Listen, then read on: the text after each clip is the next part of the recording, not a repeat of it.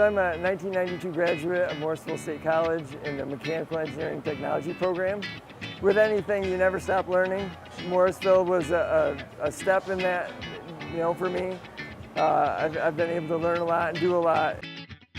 We've been playing around with the thought of beer ice cream for a few years now.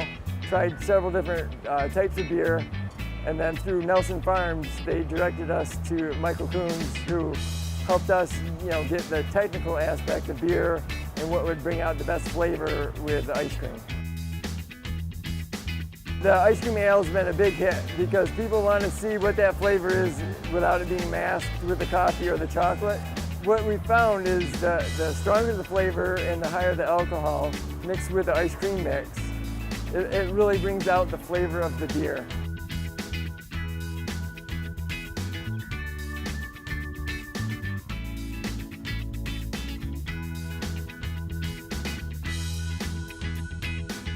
Michael and the Carpintura have been outstanding, been a great resource for us, helping us along the way with technical questions, with equipment, and just being there for us, anything that we needed to help make this a success.